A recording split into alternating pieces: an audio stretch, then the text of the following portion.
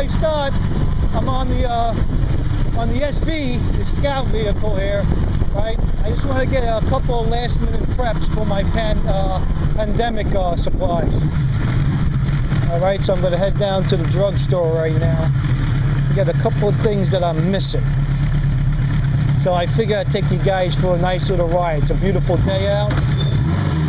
And we're on the bug out vehicle, the 750 Honda Super Sport. The animal, the beast.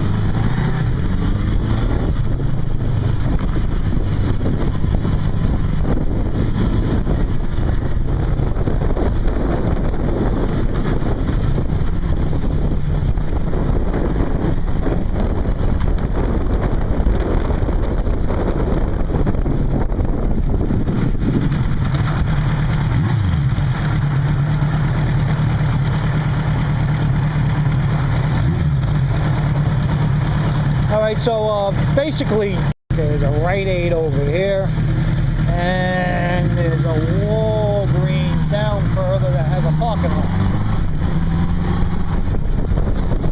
That's right ahead of you is the Verrazano Bridge, right up over here. Here's Walgreens, it's pulling over here.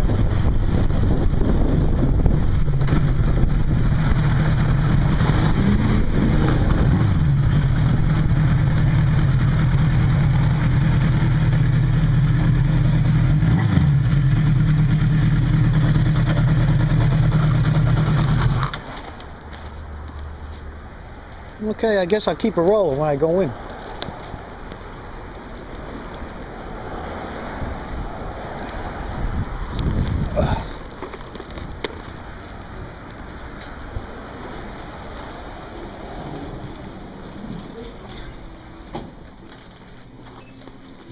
Okay. There's a couple of things I'm looking for.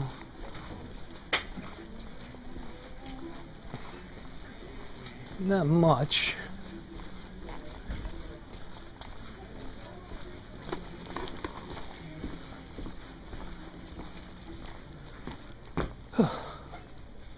There we go. I just wanted to get a couple of extra ones of these face masks.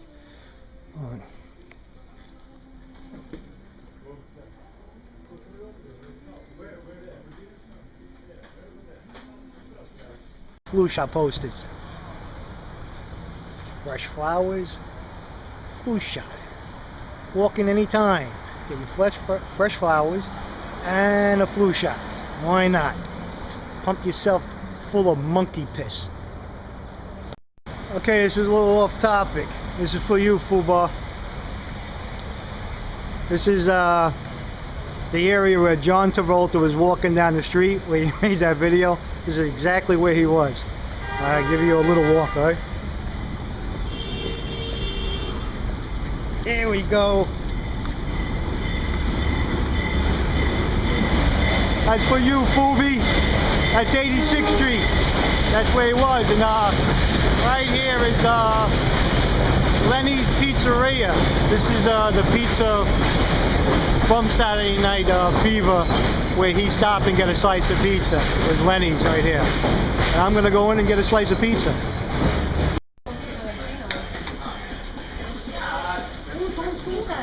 That's Brooklyn pizza. I don't know what kind of pizza you got down south, but that's Brooklyn pizza, right?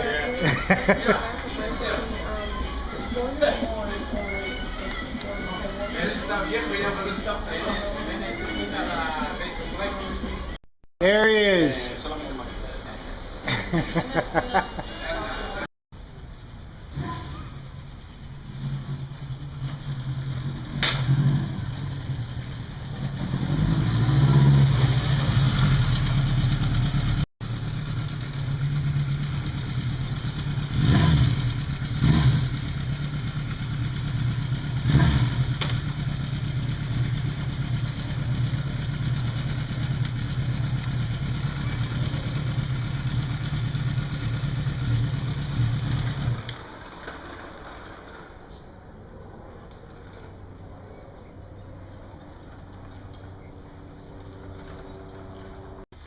All right. All right, guys, I hope you enjoyed the ride. It was a fun ride, a beautiful day.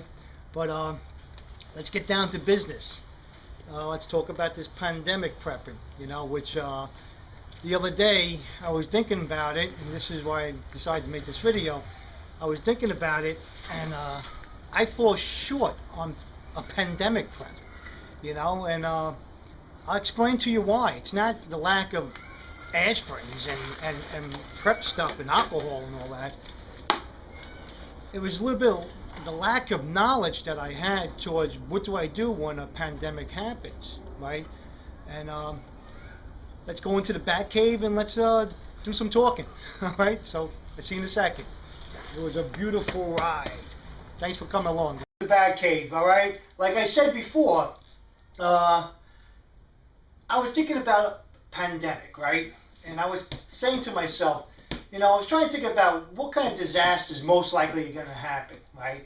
You think about solar flare, you're thinking about EMP, economical collapse is very possible. But really, what's really high up there is a pandemic. Because if you think about it, it has happened before in our history, not once or twice, probably many a times, probably before we even started recording events, right? So what came to my mind was, during a pandemic, I know how I'm going to react, and I hope you guys out there react the same way. It's like, as soon as I see there's some kind of crazy flu or pandemic going around, right, I'm going home and I'm batting down the hatches. So I'm either going to stay in my house in New York and see what happens, or I'm going to go up to my bug out location. Most likely I'm going to go out to my bug out location, right? But what's coming through my mind was, you got loved ones, you got family, you got friends and everything else. And what happens when you get, during this pandemic, you're all batting down in your house, and then you got your a family member show up with their family, right?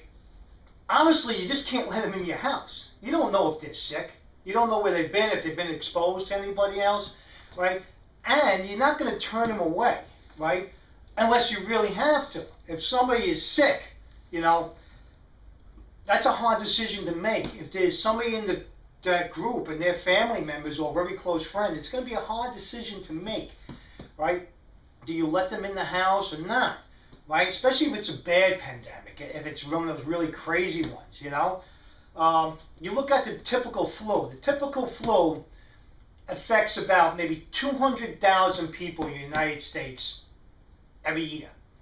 Out of the 200,000, I think the numbers are, I don't know, don't quote me on this, but I think I'm correct on this. About 35,000 people die of just the normal flu, right? 35,000, you think about the population of the United States, it's really a drop in the bucket. And most of those people that do die, right, are either the elderly or people with compromised immune systems, right, or people who are just generally not well, right? Unfortunately, their body can't fight even a normal flu, right? So that's what it's like during a normal flu season. Now, if you just picture something really foreign and really funky, no matter what you believe, maybe it's a weapon grade flu that's coming around, or just Mother Nature trying to push out some of the herd, whatever you believe in, it doesn't matter. When something bad like that happens, you're going to know how to react, and you're going to know how to cope with other people, right? Your first order of business, I would say, is you want to stay far away from everybody. You don't want to be going to the stores. You don't want to be around anybody. You don't want to go to the movies or a ball game either, right? But you will have people show up at your house, right? And then I was saying to myself, if somebody shows up in my house, what am I going to do with them, right? This is all my personal opinions and what I would do, right? First of all, when they come to my house, the first question they ask, is anybody sick, right? And if they say no, then you're going to have somewhere to put them. See, that's where I came up with this idea of having your pandemic safe room, your quarantine room. But there's a few things you're going to have to know about the quarantine room, all right? And I really didn't know about it too much, so I started doing my little bit of homework and started using my own little brain to figure out how I would do this, how I would cope with a family coming to my house. right? And the first order of business you got to do, right, is basically tell them to wait and take their temperature, right? Now, if somebody in their group has a fever already, right, you're going to have to come to the decision whether you're going to even let them into your quarantine room, or you're just going to tell them you're better off going back home, right?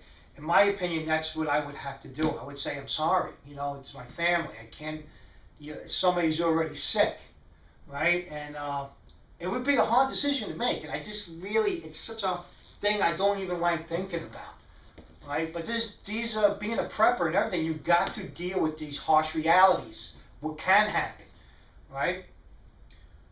My game plan, if somebody is sick in that group, I would just tell them, all right, go back home. I would give them a nice Tupperware of food and water and supplies, put it in the car, send them on their way, and let them wait it out in their own house, right? Now, if everybody checks out and nobody has a fever, right, you still got to be cautious, because the reason why, it could take up to anywhere from 48 hours to 10 days before that flu comes out, right? So you really, you know, you got a family member that came over, or you got a close friend, and these people are going to be with you. You need people, like I always say, so you're not going to send everybody away, but if somebody's sick, it's unfortunate. It's just the nature of the beast. You know, it's heartbreaking and everything, but if they all check out at the door, there's nobody has a fever, then you're going to move to the next step, and you're going to quarantine them in a room or a space that you have available in your house. And what you have to do, you have to be prepared for this time. So what I did, I went through the trouble, right, to show you how I would set up a room to quarantine somebody. All right, so you got there's a couple of essential things you're gonna need, right? First of all, what I did here, my pandemic box. All right, that's a pandemic box right here, right? So it's not. You gotta understand one thing, right? You prepping already. You've been prepping already, so you have your food, your water, and everything. To prep for a pandemic and to make a quarantine room is really simple, and it doesn't take much to have. All right. So what you got here, what I just put away in this one little Tupperware, right, is a spray bottle. Right, because this is a good thing to have. Because what you're going to do is you're going to put a mixture of bleach and water, and you can spray all your surfaces around your house down, and make sure your house is really germ-free, right, to wait out this pandemic. Because with a flu, eventually it's going to fizzle out. You know, unfortunately, it'll probably take a lot of people with it, right? So with bleach, and the rule of thumb for sterilization on hard surfaces and stuff is 1 cup of bleach to 5 gallons of water, and it will make a nice, good little thing to sterilize stuff. So this goes in there, so I know I have it, right? You know, and this is all the stuff I'm going to use for the quarantine room. Now I got paper towels, of course. I got some Clorox, not Clorox. The hell is this stuff called again? Peroxide. You got peroxide, of course, some alcohol, right? I got some hand sterilizer in there, right?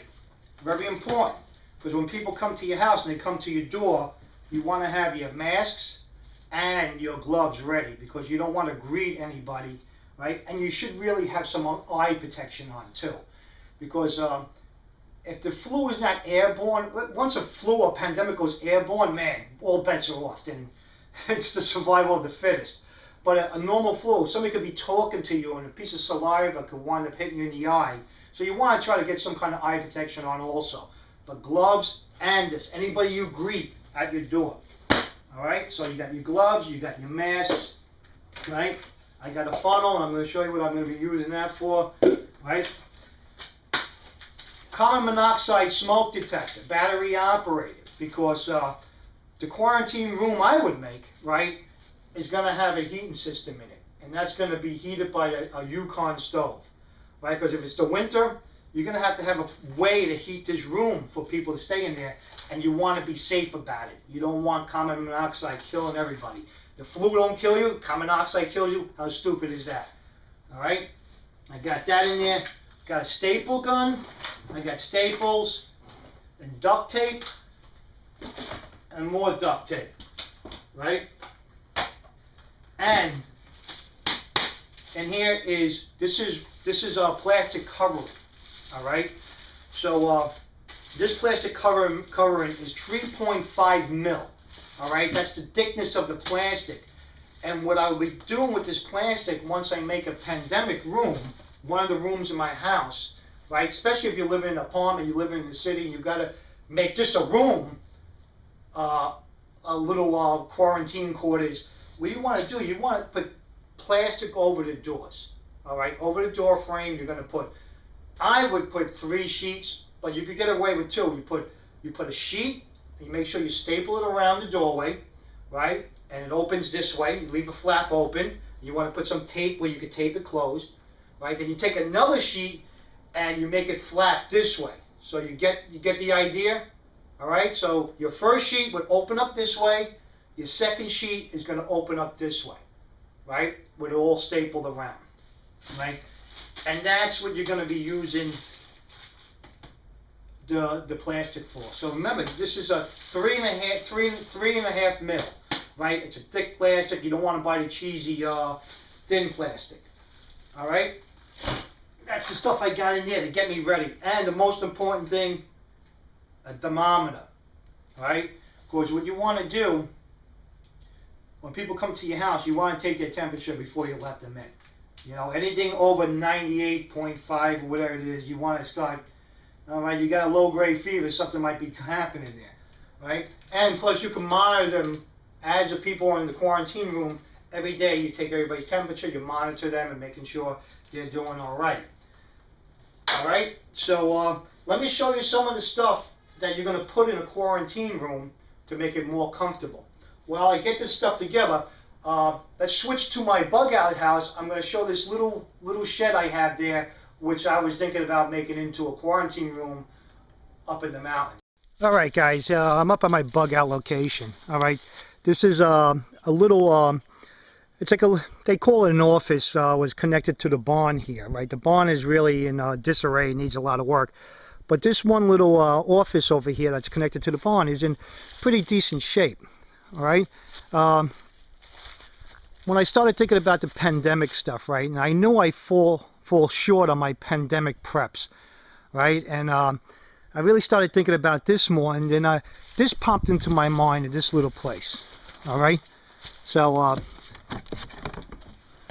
when I got here, right, it's like a small little room, right, connected to the barn, right? It has a little loft on top up there where you could put a couple of sleeping bags and some air mattresses and nice little sleeping quarters, right? I'm gonna put over here my the wood stove is gonna go in here, right? And I'm gonna fix this place up. I'm gonna insulate it. I'm gonna put plywood on the walls. I'm gonna insulate the ceiling. You know, put plywood, put a new floor down.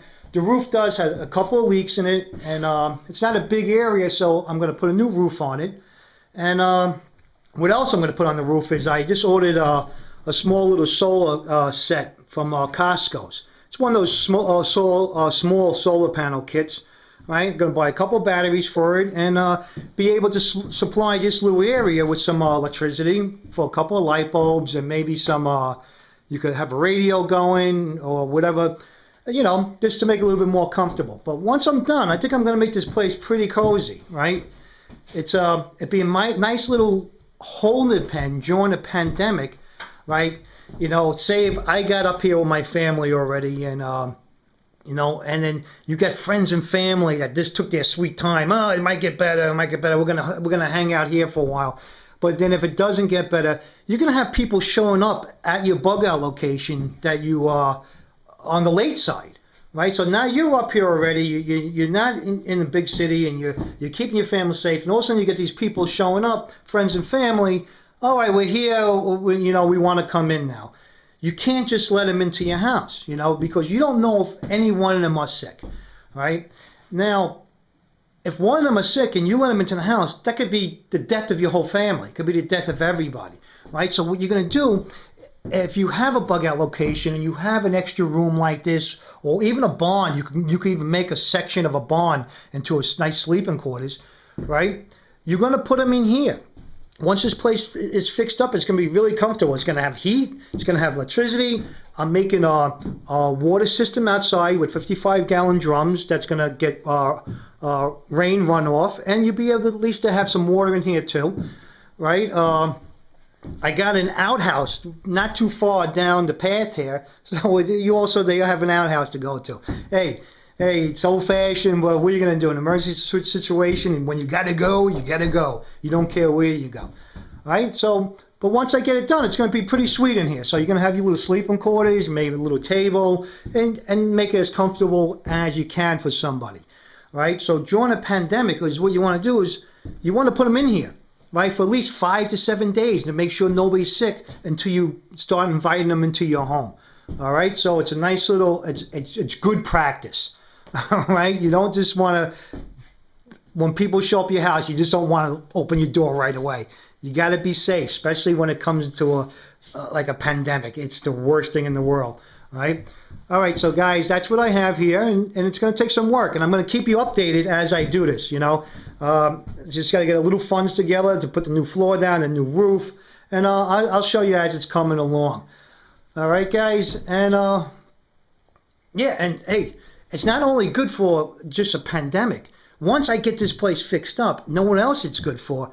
I can invite another family up here during a shit hits the fan situation. You know, I can offer another living quarters to a family to help them out, and at the same time, by having another family here, they're able to help you out too. Like I always said, when it comes down to these bad situations or survival within itself, the more the merrier. You want to have a lot of people with you. That's the only way you're going to survive.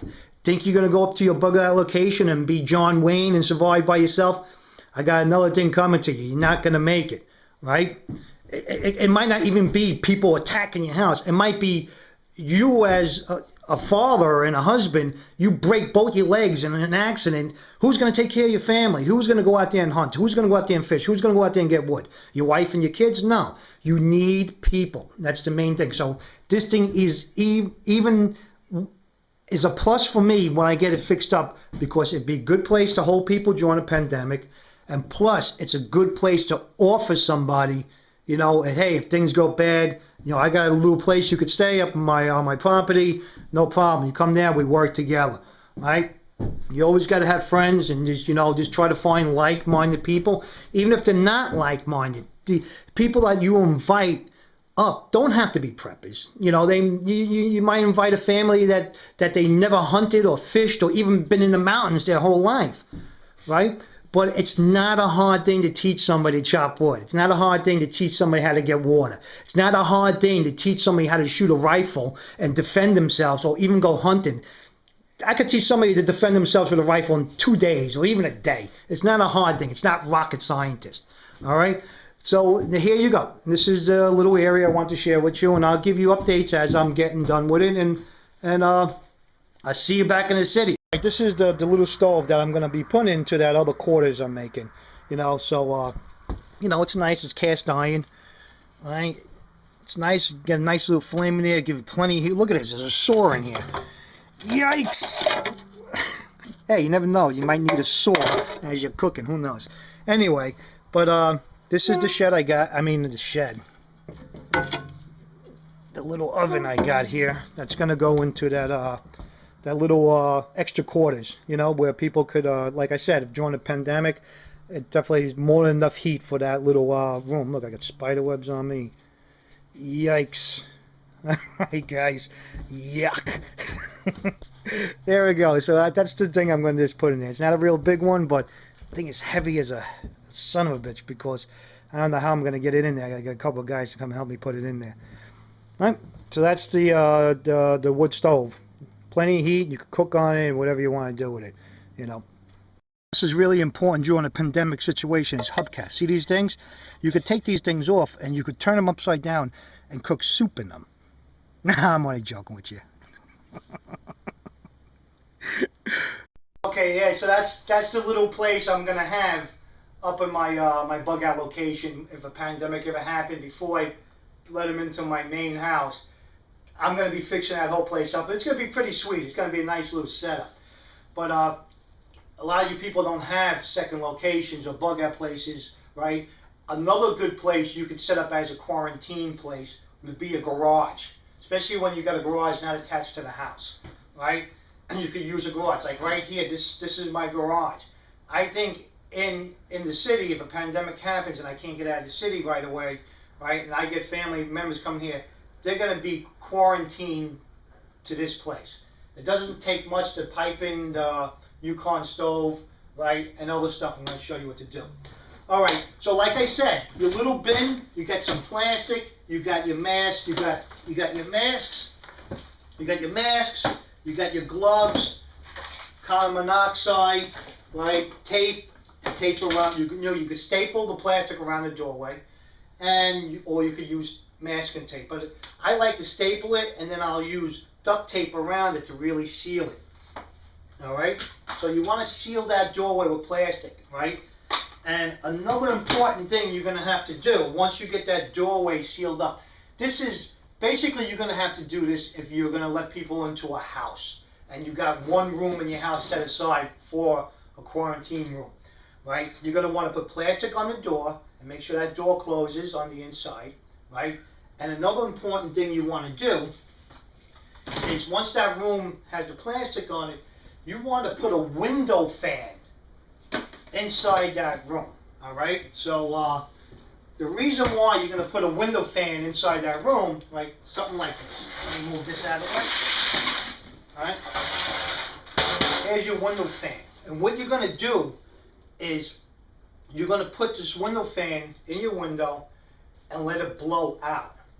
And by the wind the wind exhausting out of the room is going to cause a negative pressure inside that room, right? So in other words, when you put this in the window, you turn it on and you make a negative pressure, it's going to be sucking air from your house into that room and outside. You don't want air blowing into that room because it's going to be a positive pressure and it will push the air into your house. And pushing that air is germs also, right? Especially if it starts to get funky or airborne. You don't want to have a positive pressure. You want to have a negative pressure in that room. So you're going to put a window fan inside the window and let it exhaust outward, which causes a negative pressure, right? And then you might say, well, it's a bad pandemic and everything, say if the power goes off and all that, right? You want to have little battery packs, right? The best thing to do is, I just bought one, I'm still waiting for it. I got to call Costco. I bought one of those little solar panel kits, and I'm going to be putting that on my roof over here, and just to give me a little electricity to run the essentials, you know? But right now, this is a 110 window fan, and this is one of those car chargers, right? I could charge this thing up from my car, if need to be. But if I plug it in here, right, that's the light, that gives you, that's the air compressor. See how the fan goes on. I got it set on a low RPM right now, because to make a negative pressure in a room, you don't need a really strong fan. You just need enough to exhaust out, and it would start pulling air out of the room and out of the house, right? Do you get what I'm saying about that? Do I have to say negative pressure again? I hate saying that word for some reason. It bothers me. Alright? But that's it. So if the power goes off, I can always use one of these things or run it off a little solar panel kit. Or you could buy a 12-volt window fan. They sell 12-volt window fans where you could put chargeable batteries in there and just have that going. But this thing seems to work pretty good. I don't know how long it will last, but I think it will last a pretty long time. And then I always can recharge it from the car. Alright? But I'm getting the solar panels to be on the safe side. Alright, let me pull this thing out. Alright, so you get the idea with that? Negative pressure, All right, so get yourself a little power supply, a little maybe some solar panels, a little solar panel kit. You can get them from Harbor Freight, right? You don't need a big thing. You don't need, if you're not, you know, I'm not going to be doing my whole house off the grid. I just want it so if the lights go out, I can just run some important things like a fan, or charge my power tools, or charge my radios. All right, so there you go. You got your plastic on your door. You got your negative pressure going on. Negative pressure, negative. All right, you got your negative pressure going on, right? And now, what you're gonna have to worry about is if it's the winter, you want to heat. Alright, so you all know what this is, right? You all seen this before. This is the Yukon, excuse me for a minute. Let's keep that out. Let's see if I can get this on top of here so you can see it better. Alright. This is the Yukon stove, right? You can heat a whole room up with this. All you're going to have to do is pipe it out the window. And it's easy to do. You buy some extra piping attachments and you pipe it right out. And if you look at my other City Survival video, I inform you to go look at Yankee's video, but it's not up anymore. So just figure out a way to pipe it out your window. These stoves are great. And now you can keep that quarantine room heated, right? So, and the surface gets really hot and they could boil some tea or some water, whatever they want to do. Right, so there you go. So make sure you invest in one of these things, and it's a smart investment. I got another one coming soon. I just got to get the fund together. It's only $150. I'm buying another one so I can have two. All right, guys. So that's the Yukon stove. Don't forget heat. All right. All right. Now we have to move on. Now what I got here. Like I said, if all the power goes out, right, you want the people in the quarantine room to have a little bit of power, right, a little bit of light. So these are lawn lights, which are pretty, they're pretty bright, you know, if you can see them, they're pretty bright. Okay, they could use these inside the room to read or whatever they have to do, and then during the day you can always put them back outside in the sun. Let them charge up, and boom, you got some little alternative lighting for the people inside the room so they could be a little bit more comfortable. And another thing you want to put in the room, right, especially if you got solar panels and you got ways to charge batteries, is you want to put a little portable DVD player. You see those little portable DVD players? I got two of them. My kids got them. And a bunch of movies, because you're going to have these people. Once you quarantine people, they're going to be quarantined. Me, personally, I'm going to quarantine people for at least a week. You know, they would have to stay in that room for at least a week, and once they're all better, they can come out, and then we all can have a big party and drink and eat and everything else together, right? But my rule of thumb is at least a week. To be on the really safe side would be 10 days, right? But I think a week should be good enough. And I know I'm going to get some comments saying, well, somebody could be a carrier. You know, somebody in the group could be a carrier. You know what? And if that's the way I have to go, that's the way I have to go. You know, I can't turn everybody down. If somebody comes to my house and they're sick, it's bad enough you're turning those sick people down. You can't start turning the well people down too. And whatever happens, happens. You give it your best shot. All right? Okay, now let me show you another little thing here. What I made for $4. Check this out. This is pretty good. It's amazing how I could talk so much. All right. So what I did here, all right. Let me show you what I got going on here. What I did, right? I got a couple of 5-gallon buckets for free. They were old. They used to have salt in it, right? Instead of throwing them away, I always save 5-gallon buckets because they're always good for something. And what I did, I put a spigot on it with a valve. You know, if you can see that, spigot with a valve, right? On the inside. I screwed it on the inside, I drilled a hole, and I put a little gasket in there, right? And what this does, now in your quarantine room, you could fill this up with water, right? You got this filled up with water, and now what I did with another bucket, right? I kept the lid, right? Let me show you. I found an old little basin, whatever you want to call it, piece of Tupperware, right? And I screwed it to the bottom, right? I made a hole. There you go. There you go. I screwed a hole through it, okay? And I just bolted it down so it's flush in there. And I made it like a little sink. So here you go. You got a little sink. And that will go on top of here with the cover where it seals down. Like that. There you go. Get this out of the way. And that goes right underneath here. And there you go. You got a little sink. Look at that. You could turn the water on. They could wash their hands and face a little bit, right? Just to have a little comfort in that room, because you don't want them coming out, washing up and everything. You're going to get filled up with water. And when this water gets filled up, then you could always come to the room and drain it for them. Throw it right down the toilet bowl and let it flush something out. But there you go, $4, right? And it wasn't it wasn't hard to make. Look, if you think about it, it's 2 buckets. Put a little valve, little spigot on it, right? And that's your holding tank. And there's your little sink pot. And this is going to catch all the dirty water, right? Right in here. You go there. Hopefully you can see it good. Let me see. Yeah, you can see it pretty good. All right. And if somebody wants me to, I'll make a quick video. It took me like 10 seconds to make this, right? How to make it. It's real, like I said, it's real simple. You just drill a hole in a bucket, make yourself a little spigot with a valve on it, and you find a little basin, attach it to the yellow lid, and there's your wastewater. And there you go. You can have like a little emergency sink area in the quarantine room. All right, so there's your sink. Now you got your sink. Your sink is all set up good.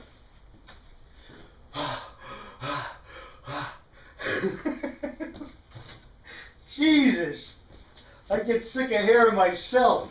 All right, so here we go. So I got this, and I got this. And very important, you have to have an axe and some gasoline. I tell you why you gotta have an axe and gasoline. Say if it's a really, really bad flu, and when the people die, they turn into zombies. So you're gonna have to knock them in the head, and then you gotta dispose of their body correctly. You never know. These pandemics could turn into a zombie apocalypse.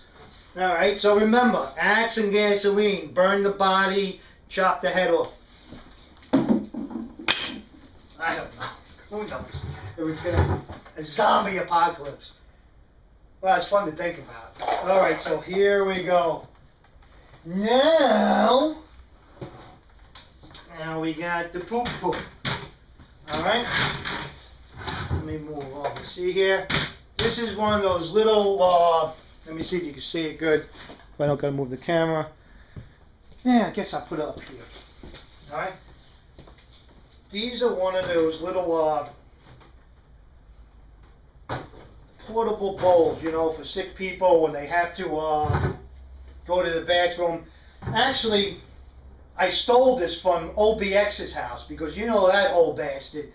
Half the time he can't make it to the bathroom, so he had to use one of these. I'm sorry, OXB, I stole it. All right? So there you go. You got a little place where somebody has to go number 2.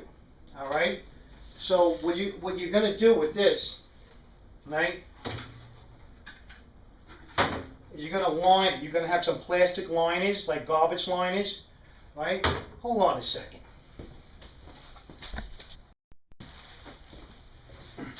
Alright guys, I have plastic liners. I left them upstairs and I'm not going upstairs to get them, but I'm going to just show you. You know, I shouldn't have to show you this, but I'm just want to give you an idea. Once you get a plastic liner in these, right, even if you're just making one, so you can put a toilet seat on top of a 5-gallon bucket drum also, right? So anyway, after the person does their business, right, the proper way to dispose of it, right, you're going to grab it out. Right, so you get a bag. That's why you want to use, like, don't just get small bags. Get a little bit oversized. You're going to grab the feces, right? And you're going to twist the bag like this, right? You twist the bag. Then you're going to take this part, go over it again. Then you twist this part, right? And then you could just dispose it into another plastic bag. So that's what you want to do. And the smart thing to do is that you put a little duct tape or a little tape, and you take the tape and give it a once around and dispose of it. All right. So that's how you really keep the area clean. So like I said, that's called, you're basically double bagging it, right? By just taking it out and you're twisting that end, right? And then you take this part, fold it over to twist, right? And then you're going to twist it again. And if you want, you can just throw a little tape around it. And then you put it in a nice little waste paper basket. All right? So that's where you're going. So it's a smart idea. You don't necessarily have to get one of these things, right? But I was able to steal it from OSB, right? So, but, oh, I can even use this as a chair. I am the king of my castle. All right, there you go. All right, so there you go. You got the little, the Hershey throne. All right, so now let's remember the funnel. All right, you said, why do you have a funnel? You pull the funnel out of that box. Let me tell you why I have a funnel. All right, see the water keg, right? Now this is where you're going to put this on here, right? And it's simple. You take a little bit of your trusty duct tape. Let me show. I'll rig it up. I'm going to show you something special.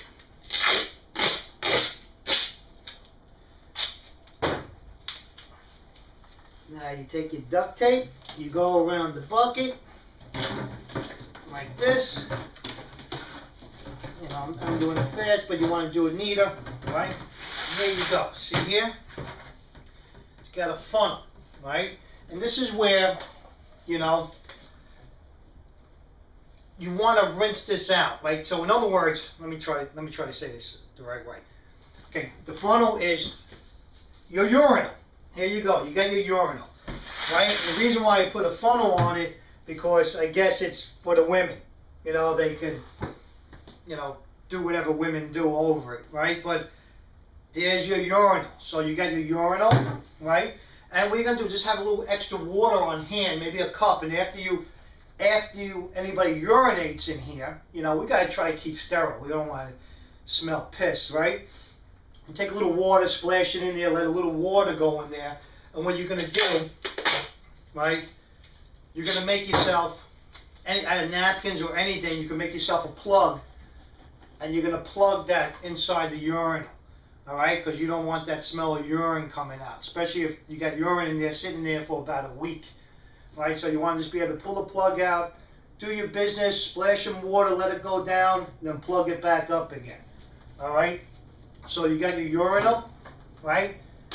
You want to put a funnel on it because women need more surface space to urinate. Men can aim, but women need the surface space. So there you go. You got your urinal, you got your poop shack, you got your portable sink, right? So these are the things you're going to need just to make a little pandemic room, right? It doesn't take much. Like I show you all these little things, and that's what's going to keep your family safe. You know, it's going to so when you get a new